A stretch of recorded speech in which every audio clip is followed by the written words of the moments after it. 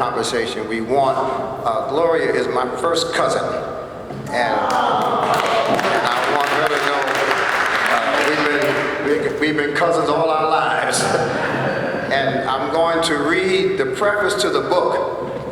I should ask her to read it because it's our grandmother that inspired this book. And we had a lot of religion in our family, and I want her to attest to the fact that I'm telling the truth. So she's going to be my truth person here. Thanks to the Newark School of Theology. Let's thank the Newark School of Theology for their sponsorship. I'm grateful to Wells Fargo, Robert Ross. He didn't mention that he's a man of deep faith. And he has been not only successful in the financial services business himself, but I think without any formal programming, he has been single-handedly responsible for more African Americans making a profession in finances than anybody I know. So thank you, Robert, for he mentioned Stephanie. Stephanie used to be my personal assistant. Now she's a big executive making more money than I am at Wells Fargo. Robert Wood Johnson, R.W.J. Barnabas. I'll say more about them, but they're a sponsor, and Micheline is always in the right place at the right time. Who else is sponsoring, Adrian? Magazine. Oh, the lot. Mildred, do you know? I mean, Councilwoman. You know, I've been running around Newark for 50 years. This is my first time in the Newark Library. It is my first time. I've been to the museum. I've been to the museum, and I've been to that beautiful church where Audible is now. And I'll tell you, that was a Presbyterian church back in the day, and I went there not to go to church, but I went there because they had a bowling alley. And there wasn't nothing religious about bowling, but we hung out over there. And the first black president of the Newark Board of Education was Jacobs. What's his first name? Jesse Jacobs. And he and his family were active in that church. And his daughter was at Arts High School, and when you were at West Side, Carrie Jacobs was at Arts High School, and she was the youngest female to be an elder in the Presbyterian Church right here on Essex and Newark. I'm old. Thank you, Roundtree, and Mayor Gibson's daughter, you know, Cheryl. I've been in love with Cheryl since I was about 12. And juniors, all of you.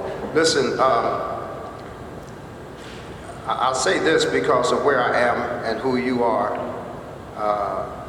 When you're in the fourth quarter, it doesn't matter if you're winning or losing, you develop a strategy different from the first quarter. And I'm in the fourth quarter of my life. I'm in the fourth quarter of my career. Folk talk about age is just a number. They don't know my doctor. They don't see my medicine cabinet. Age is real, and I accept it. I don't lament it, but I celebrate it. In the fourth quarter of my life, and my son, my youngest son, is named after Martin Luther King. He kind of helped me frame how I plan to spend the next this last season of my life. In the first instance, I was trained to be an activist. I didn't plan on doing anything except beating up white people, and inspiring black people, and fighting for freedom. You know, the laws were all passed in the '60s, but we clearly had significant barriers yet to accomplish. And so I hooked up with Jesse Jackson in large measure because of what he did for Cheryl's father. In 1970, when Ken Gibson was elected, Jesse Jackson brought a whole busload of folk from Chicago. And they set up their bus downtown Newark, and he had this operation Breadbasket band. Push hadn't started yet. He was still working under the banner of Operation Breadbasket, which is what Dr. King assigned him to do. And those jokers got on top of a school bus downtown Newark at 11 o'clock at night.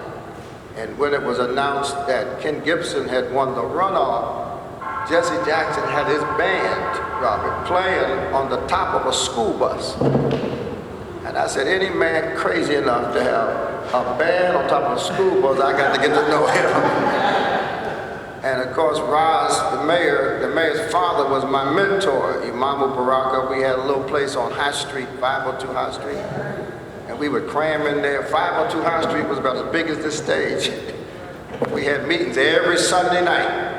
And we used to call them soul sessions. And every Sunday night, Baraka would just drill in our heads, unity, and self-determination, and creativity. You all talk about it. And this was pre-Kwanzaa. And the celebration of Kwanzaa is based on those 7 principles that Baraka brought east from Maulana Karanga in California.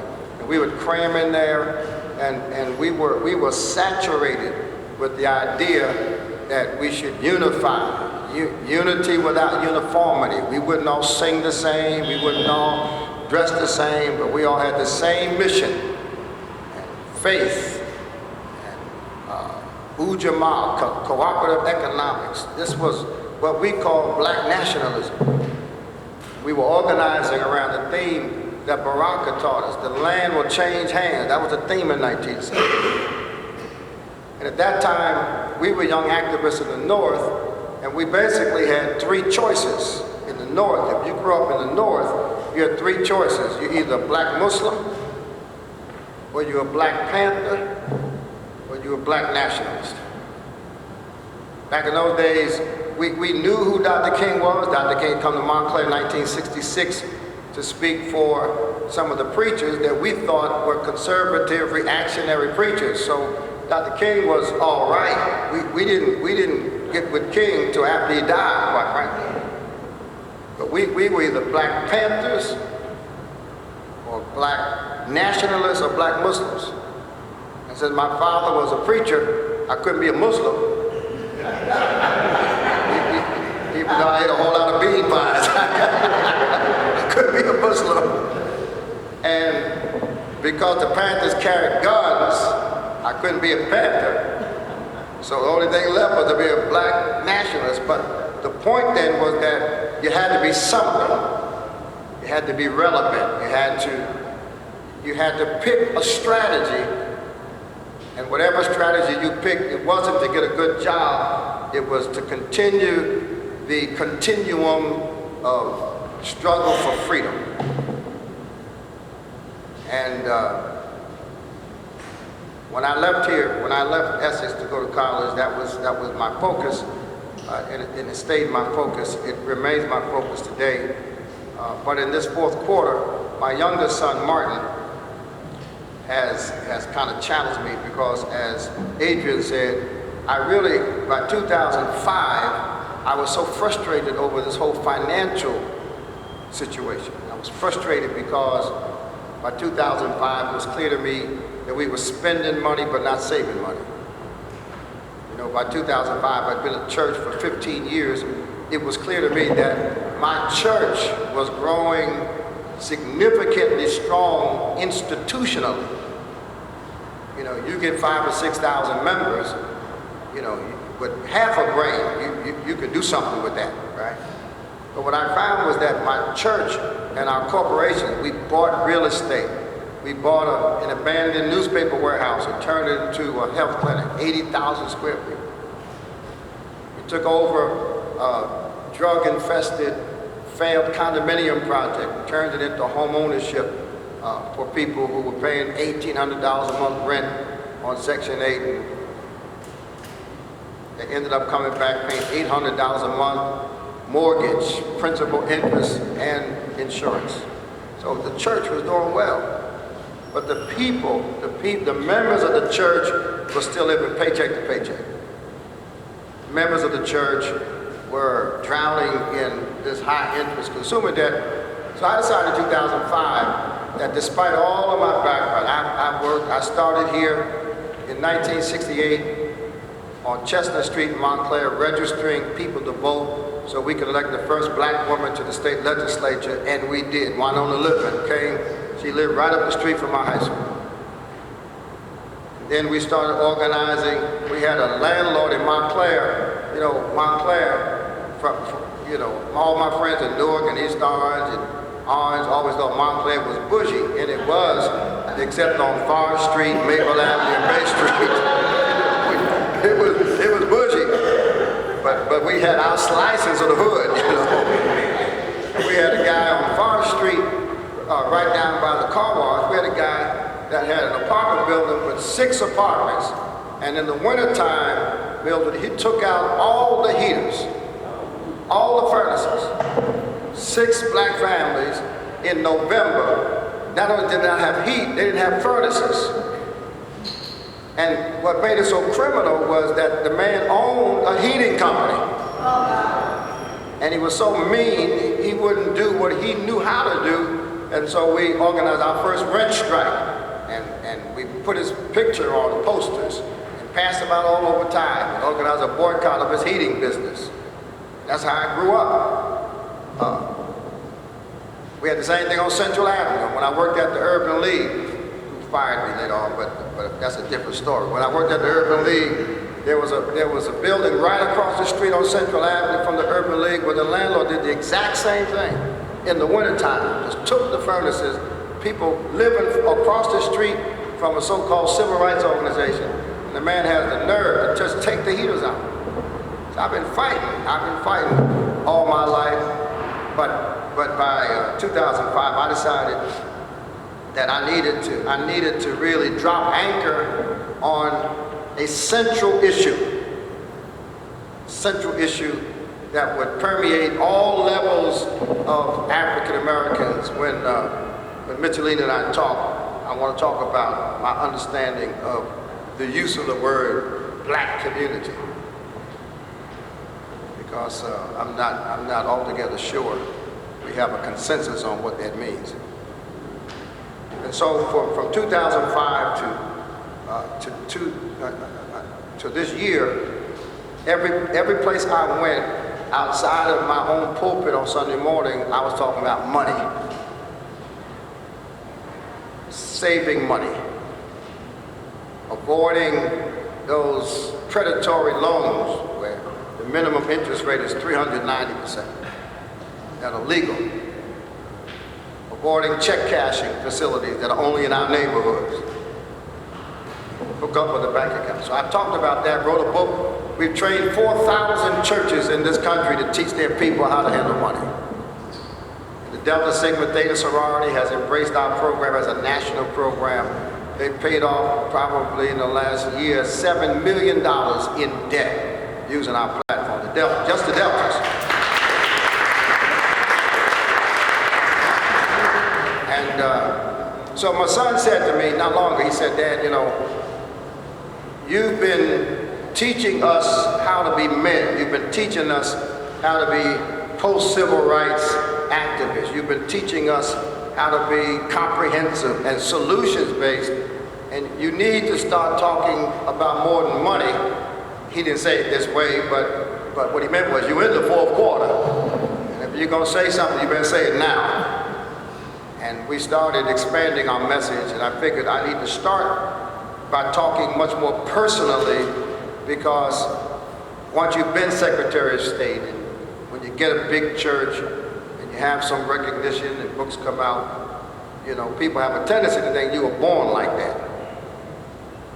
It looks so easy, that's what people tell me, make it look easy. But it's not easy at all. The older you get, the harder it is. So I began reflecting on what I should do next, and it occurred to me that I needed to kind of give my testimony. Not so much so that people could know me better, but because my testimony would stand alongside of all of those narratives that would give people a strategy on how to make it through this season, because this year is year 400 for black people, but it doesn't matter if it's 400 or 40. What I've experienced as I've traveled the world is that the key difference between the young people at Arts High School today and the young people who were there in 1968 is the ability to handle life. Ability to handle life. I did a forum last week for the Black Caucus in Washington because the suicide rate among black teenagers has doubled in the last 20 years. Now, when we were coming up, we knew cats that would kill you, but they wasn't gonna kill themselves. You know about it. You know, my best friend brought a shotgun to school one day because a teacher failed him in a course. And he brought that shotgun and told the teacher to change his grade, and his grade got changed. Because he went to Broadway State after graduation too. You know, I went to the state university, he went to the state prison, you know. But what's striking about both my financial work and this work we're going to talk about tonight is that it seems to me in my layman's analysis, when the barriers were clear and when the oppression was explicit, when the restrictions were well defined, not only did we know what to do, but we had the will to do it. We had the will to do it. Our grandmother worked for rich white people in Upper Montclair. In fact, she came here with them from Virginia. And one day, and Grandma had her mother and 7 more. My mother, her mother, and 6 more. 8 children, raised all of them, raised 2 of their children, raised Bobby and Wright and Renee. So she raised 10 children, and my grandfather drank gin for a living. I never saw my grandfather go to work one day in my life. I loved him, he was a great guy, but he didn't believe in work. So here was a woman with no education from Virginia, raised 10 children, never owned a car, worked for rich people in Upper Montclair, had to walk 2 blocks to the bus stop, come home after doing their clothes, cooking their food, cleaning their houses. And I called there one day, called from our house to where she worked, and a child answered the phone. And I said, is Mary Pinkett there? She said, yeah. The child put the phone down, and I could hear her when she left the phone say, hey, Mary, telephone. Mary, you mean to tell me these people let their child treat my grandmother like a child? We didn't see, it's changed now. We didn't call grown folk by their first names. We didn't call grown. If we did, we only did it one time. You know. And when Grandma came home, you know, we were having dinner that night. She asked me to say grace, and when she asked me to say grace, she said, and Buster, pray for Mrs. So-and-so that I work for. She fell down the stairs today and broke her ankle. And I said, Grandma, I prayed for the food, but I ain't praying for that woman. Because I was sitting over here, she was sitting over there, so I had courage. And she said, wait, why not? I said, because I called you today, and I happen to know now that family you work for has no respect for you. They let their child treat you like a child.